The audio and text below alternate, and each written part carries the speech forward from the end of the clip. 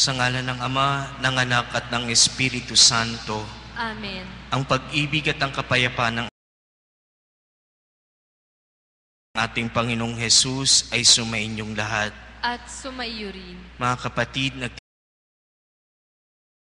nagtitipon tayo, tigip sa pasasalamat sa Diyos sa pagbibigay ng Kanyang sarili sa atin.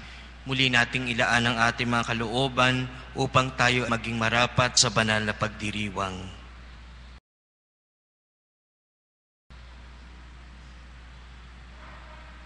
Panginoong Hesus, Ikaw ay makapangyarihan sa Maria, Kristo, kaawaan mo kami. Kristo, kaawaan mo kami. Panginoong Hesus, Ikaw ang kadakilaan ng Diyos para sa sanlibutan. Panginoon, kaawaan mo kami. Panginoon, kaawaan mo kami. Kawan tayo makapangyarihang Diyos. Patawarin tayo sa ating mga kakulangan at kasalanan. Dalhin tayo sa buhay na walang hanggan. Amen.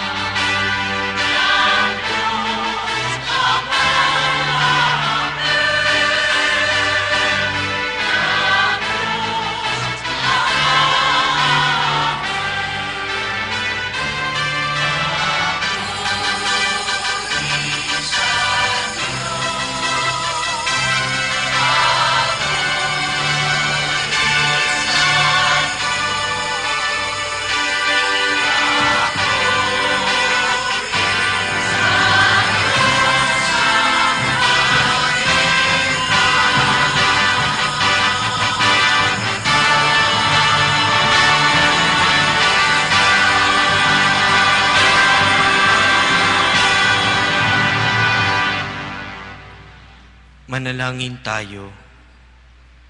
Ama namin makapangyarihan, ngayong malapit na ang Pasko ng pagsilang ng iyong anak, kami mga lingkod mong hindi karapat-dapat ay tangkilikin nawa sa pag-ibig ng iyong salita na nagkatawang tao sa sinapupunan ng mahal na Birhen at nanahan sa aming piling, kasama mo at ng Espiritu Santo, magpasawalang hanggan. Amen.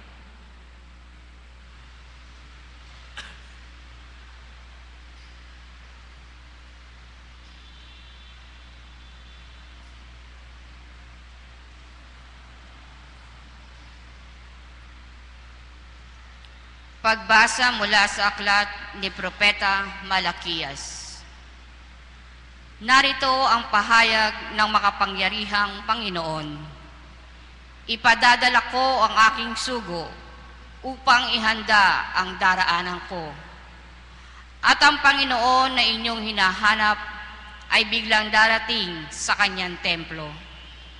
Darating ang pinakahihintay ninyong sugo at ipahahayag ang aking tipan. Ngunit sino ang makatatagal pagdating ng araw na iyon? Sino ang makahaharap pag siya'y napakita na?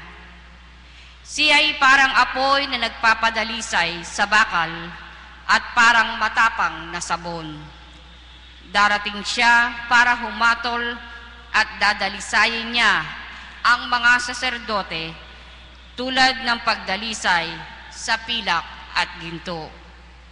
Sa gayon, magiging karapat-dapat silang maghandog sa Panginoon, at ang mga handog na dadalhin ng mga taga-Huda at Jerusalem ay magiging kalugod-lugod sa Kanya tulad ng dati. Ngunit bago dumating ang nakahihindik na araw ng Panginoon, isusugo ko sa inyo si Propeta Elias. Muling magkakalapit ang loob ng mga ama at mga anak. Kung hindi, mapipilitan akong pumaryan at wasakin ang inyong bayan. Ang salita ng Diyos. Salamat sa Diyos.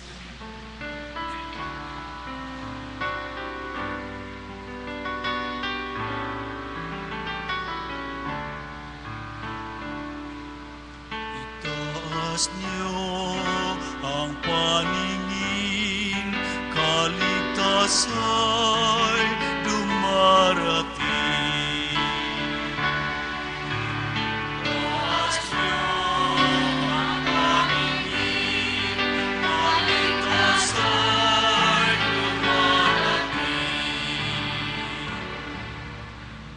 Ang kalooban mo'y ituro, O Diyos. Ituro mo sana sa aba mong lingkod. Ayon sa matuwid, ako ay turuan. Ituro mo poon ang katotohanan.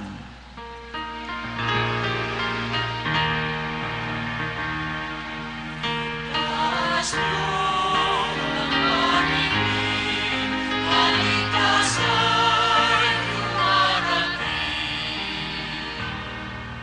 Mabuti ang poon at makatarungan sa mga salari, guro at patnubay. Sa mababang loob, siya yaong gabay at nagtuturo ng kanyang kalooban.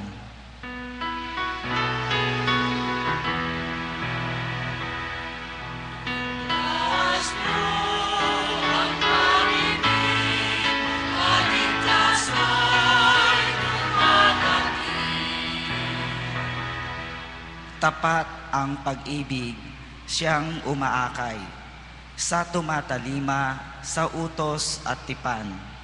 Sa tumatalima, siya'y kaibigan at tagapagturo ng banal na tipan.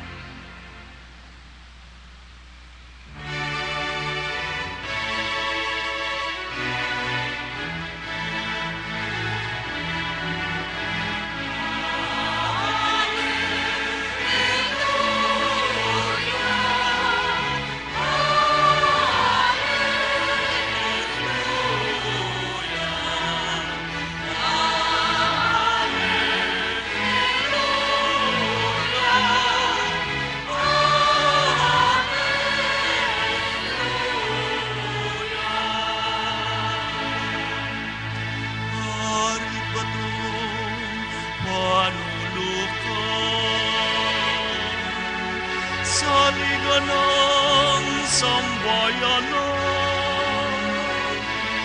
Halina't kami idangan.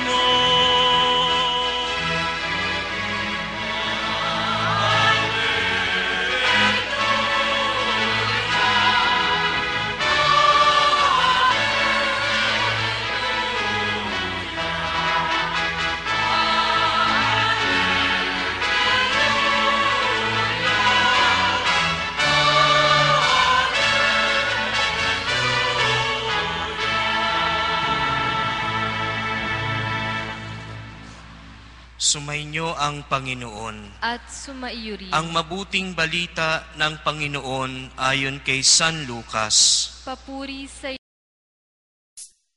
iyo, Panginoon.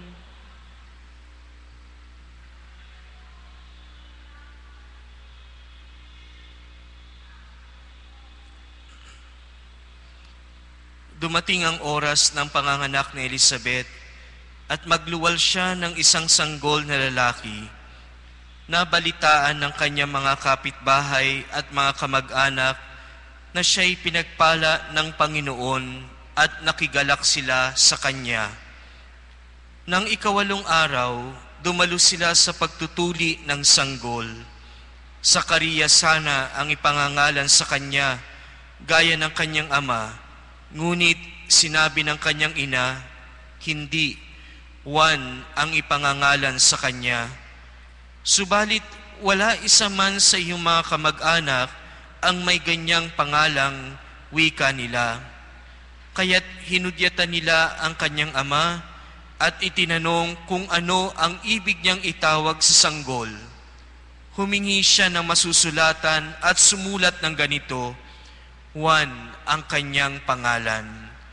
At namangha silang lahat, pagdakay, nakapagsalita siya at nagpuri sa Diyos. Natakot ang lahat ng kanilang kapitbahay, anupat naging usap-usapan sa buong kaburulan ng Judea ang mga bagay na ito. Pinakaisip-isip ito ng lahat at nakaalam at ang kanilang tanong, magiging ano kaya ang batang ito sapagkat maliwanag na sumasa kanya ang Panginoon. Mga kapatid, ang mabuting balita ng Panginoon. Pinupuri ka namin, Panginoong Hesukristo. Mga kapatid, ano kaya minsan ang nagiging dahilan kung bakit po tayo nag-aalinlangan sa ating pananampalataya sa Diyos? Bakit dumarating ang mga pagkakataon, meron tayong pag-aalinlangan? Kung ating pong babalikan ang mga pangyayari kay Zacarias, na nagpakita sa kanya ang anghel at nagsabi na ang kanyang asawa na Elizabeth, bagamat wala ng kakayanang magkaanak dahil sa kanyang edad, sinabi ng anghel na sila ay bibiyayaan ng anak. At kung ating titignan, si Zacarias hindi makapaniwala sa binabalita ng anghel. Marahil maraming pagkakataon sa kanilang buhay, lalo't sa kanilang kabataan, na ang dinarasal nila ay sila'y bigyan ng anak. Ngunit dumating na ang panahon na imposible nang mangyari ang bagay na iyon. Ngunit ang balita ng anghel, si Elizabeth ay magsisilang ng anak. At kung ating titignan sa bandang huli, nung tinatanong ni Zacarias ang balitang ito ng anghel, ang ginawa ng anghel sa kanya, siya ay ginawang pipi. Nang ibig sabihin, pinatahimik siya. At sa buong paglilihi ni Elizabeth, siya ay nanatiling pipi. Ano ang dahilan ng kanyang pagkapipi? Bakit siya ginawang pipi ng anghel? Ito'y sa dahilang mas pinakikinggan niya kung ano ang sinasabi ng kanyang kalooban. At marahil, ito yung dahilan kung bakit mayroong pag-aalinlangan sa kalooban ni Zacarias merong pag-aalinlangan, hindi makapaniwala sa sinasabi ng anghel. Mas naririnig niya kung ano ang sinasabi ng sarili niya. Marahil ganito din po sa ating buhay. Meron tayong mga agam-agam, meron tayong mga pag-aalinlangan. Bakit? Sapagkat mas higit nating naririnig ang tinig ng ating sarili. Mas naririnig natin ang tinig ng mga problema. Mas naririnig natin ang tinig ng mga bagay-bagay na dinadala nating mga alalahanin. Mas naririnig natin yung mga tinig na nagsasabi sa atin, hindi natin kakayanin. Hindi po ba minsan, kapag mas nangingibabaw at naririnig natin yung mga bagay na ito, doon nagsisimula ang pag-aalinlangan. Ngayon, kung titignan natin, ano yung gamot sa pag-aalinlangan? Ano yung paraan para maalis yung pag-aalinlangan sa kalooban natin? Kung ating titignan ngayon ang ating mabuting balita, nang tanungin si Zacarias kung ano ang ipangangalan sa kanyang anak, sapagkat hindi matanggap ng mga kamag-anakan at ng mga tao sa ibinibigay na pangalan ni Elizabeth, sapagkat noong panahon isinusunod ang pangalan ng panganay na anak sa kanyang ama. Ngunit kung ating titingnan, kung bakit nakalag ang dila ni Zacarias, nakalag ang dila ni Zacarias dahil hindi na niya pinakinggan yung sinasabi ng kanyang sarili, kundi ang kanyang pinakinggan ngayon ay kung ano ang sinasabi ng Diyos sa kanya. Kaya makikita natin, nang siya ay tanungin ano ang ipangangalan sa bata, ang isinulat niya ay Juan, at doon nakalag ang kanyang dila. Ang ibig sabihin yon, hindi na niya dinidinig ang sarili niya, kundi ang pinakikinggan na niya ngayon ay walang iba kundi ang salita ng Diyos, ang mensahe ng Diyos, hindi yung mensahe ng kanyang sarili, kundi ang mensahe ng Diyos. Ibig sabihin nun, inaangkin na niya ang salita ng Diyos upang maisakatuparan ang salitang iyon. At ito po yung dapat nating gawin sa buhay po natin.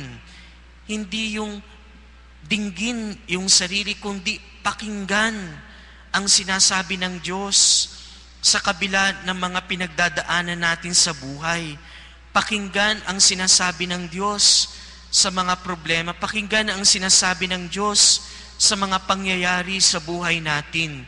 At doon, sa katahimikan ng ating kalooban, doon natin masasabi sa Diyos kung ano ang tunay na nasa sa kalooban natin. Bakit?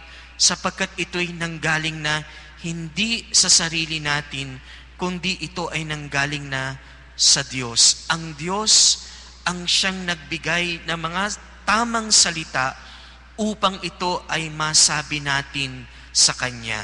Kung ating titignan, ang pangalang Juan, ang ibig sabihin, biyaya ng Diyos. Salita ng ibig sabihin ay biyaya ng Diyos. Sana ganun din po tayo sa ating buhay. Tigilan nating mapakinggan yung sarili natin, kundi pakinggan natin ang sinasabi ng Diyos na higit pa sa mga tinig ng ating sarili, higit pa sa tinig ng nasa paligid natin. Yung naririnig natin sa loob natin at sa labas, ingay. Ngunit ang naririnig natin sa Diyos ay salita na nanggaling sa katahimikan ng ating kalooban. Minsan, para bagang napanghihinaan tayo ng loob sapagkat naririnig natin yung ingay ng ating sarili. Pero pag napakinggan natin ang salita ng Diyos, ito ay nagbibigay ng lakas ng loob sa atin. Amen.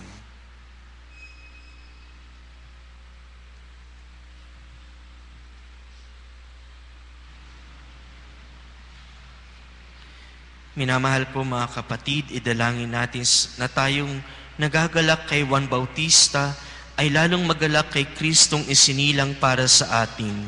Sa bawat panalangin na ating itutugon, halina Poong Jesus at iligtas mo ang lahat ng tao. Halina Poong Jesus at iligtas mo ang lahat ng tao.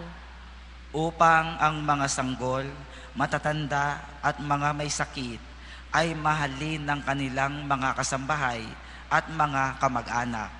Manalangin tayo. Halina Poong Jesus at iligtas mo ang lahat ng tao.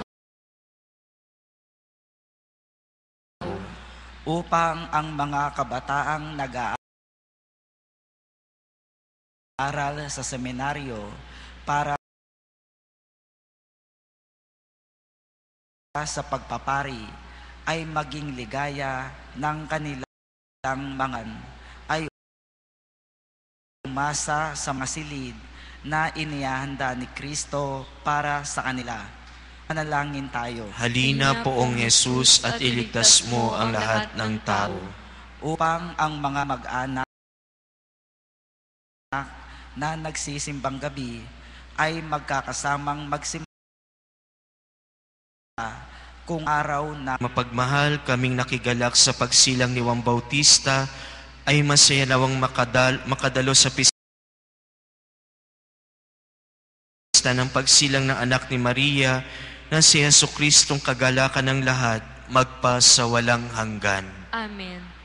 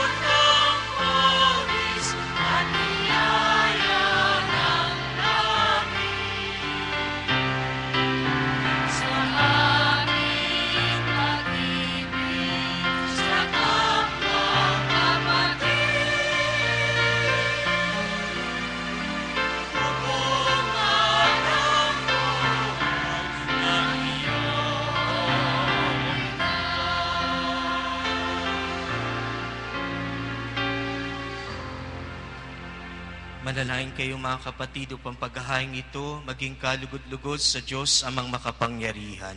Tanggapin nawa ng Panginoon itong paghahain sa iyong mga kamay, sa kapurihan niya at karangalan, sa ating kapakinabangan at sa buong sambayanan niyang banal. Ama naming lumikha, ang paghahaing ito nang nagdudulot sa amin ng ganap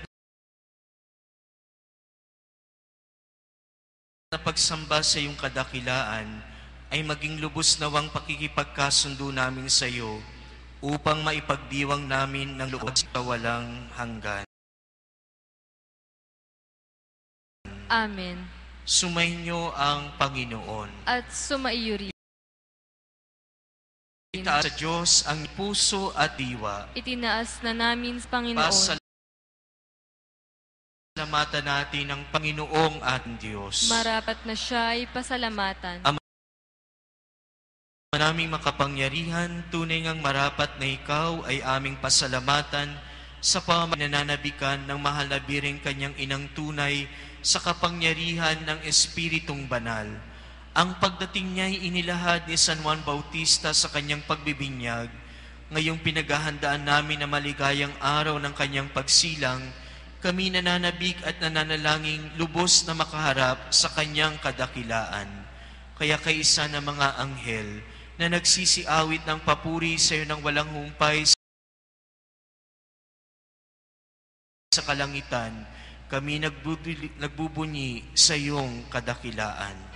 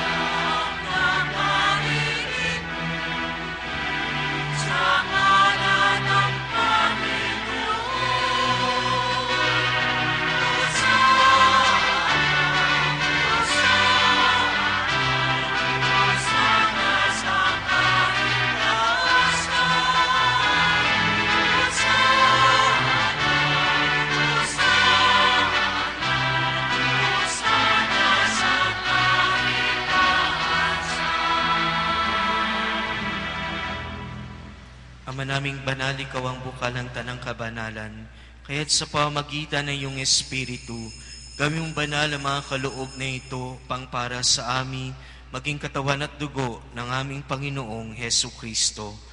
Bago niya pinagtiis ang kusang loob na maging handog, hinawakan niya ang tinapay, pinasalamatan kanya, pinaghati-hati niya iyon, iniabot sa kanyang mga alagad at sinabi, "Tanggapin ninyong lahat ito at kanin. Ito ang aking katawan na ihahandog para sa inyo."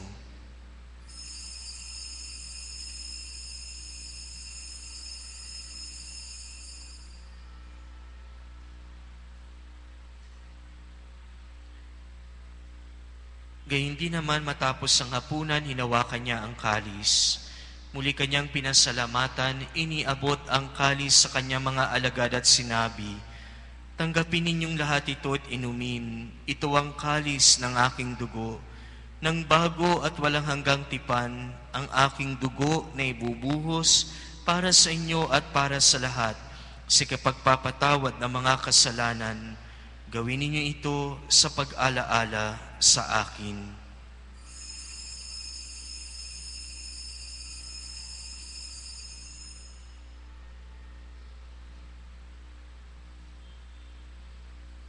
Ipagbunyi natin ang misteryo ng pananampalataya. Ang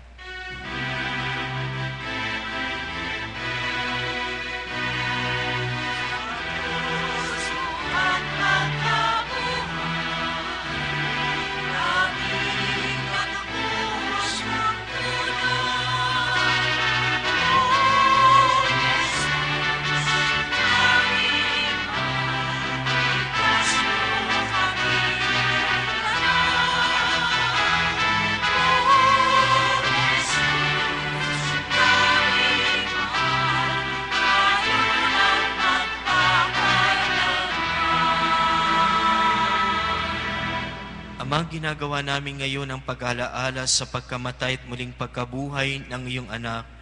Kaya't iniaalay namin sa iyo ang tinapay na nagbibigay buhay at ang kalis na nagkakaloob ng kaligtasan.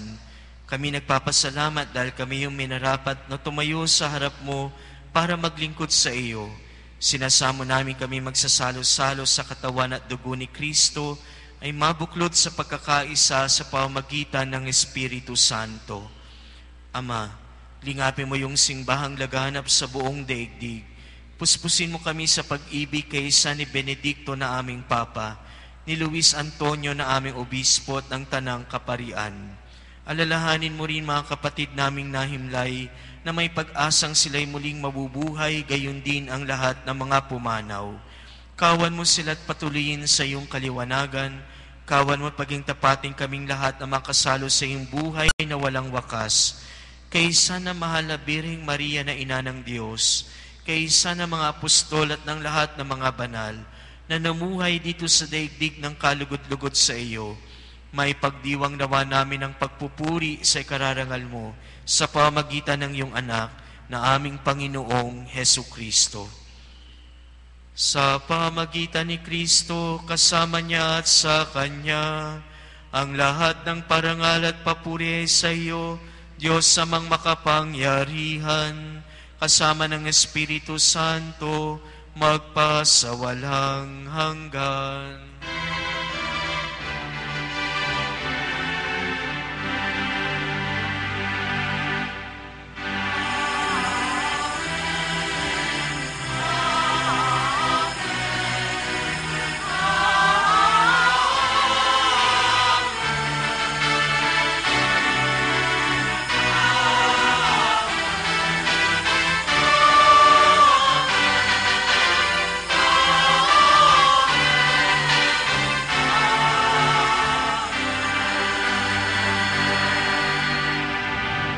Nagtitiwala tayo sa salita ng Diyos, kaya sama-sama tayo ngayong dumalangin.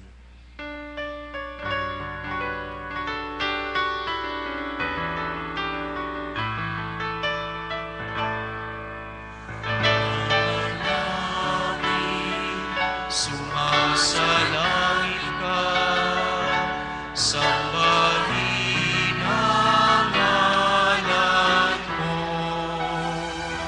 Mapasa amin ang kaharian mo, sundin ang loob mo. Dito sa lupa para ng sa langit, bigyan mo kami.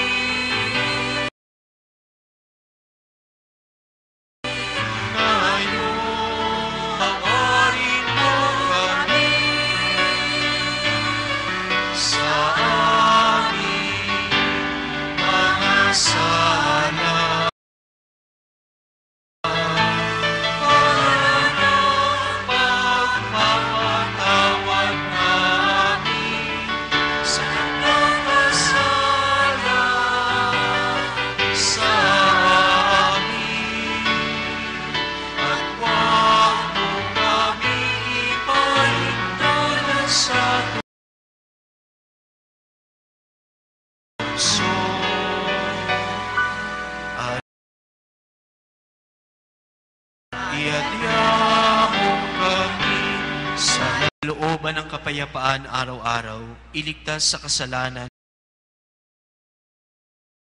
ilayo sa lahat ng kapahamakan, samantalang aming pinananabikan ng dakilang araw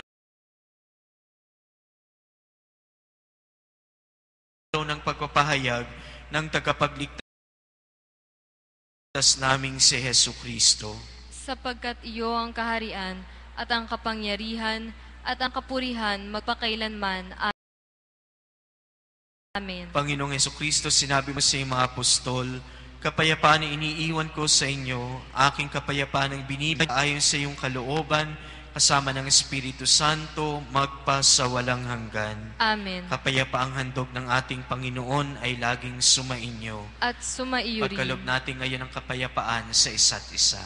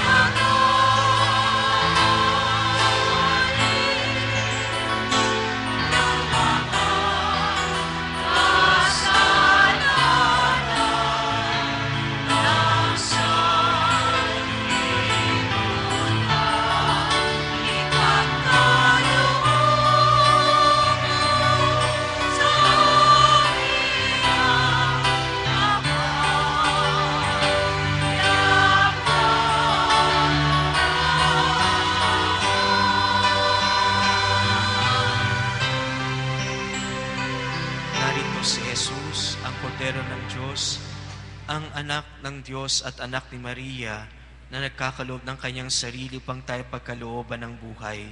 Mapapala tayo inaanyayahan sa kanyang banal na piging.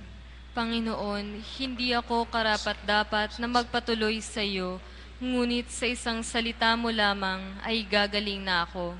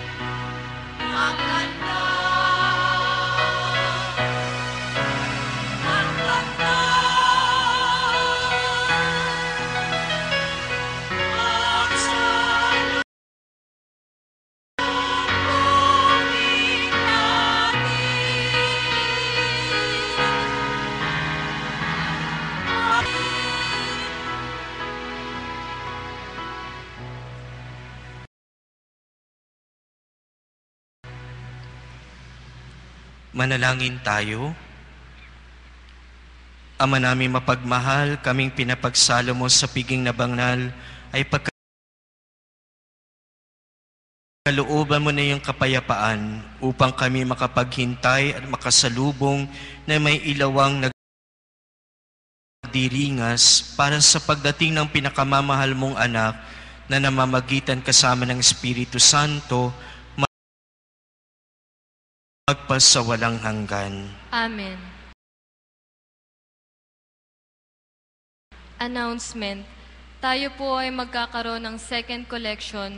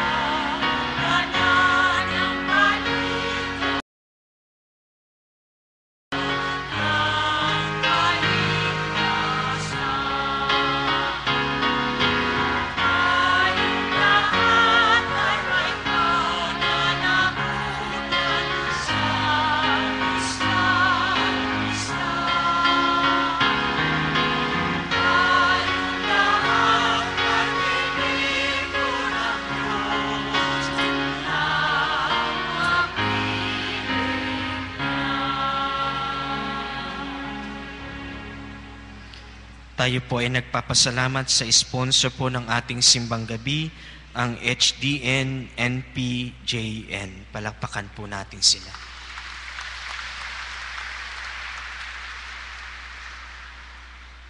Pagbabasbas para sa kahilingan at dasalan, mahal na poong Jesus Nazareno, inihayag mo sa pamamagitan ng krus ang walang maliw na pag-ibig ng Diyos sa sangkatauhan. Kita ng bendisyon na ito, naway maalaala nilang pangako nila noon sa binyag na ikay kanilang iibigin at paglilingkuran bilang Panginoon magpasawalang hanggan. Amen. Sumainyo ang Panginoon At sumaiyo rin. pagpalain kayong lahat ng ating mapagmahal na Diyos Ama, Anak at Espiritu Santo. Amen. Tapos na ang ating pagdiriwang, mayo tayong taglay ang kapayapaan ni Jesus. Salamat sa Diyos.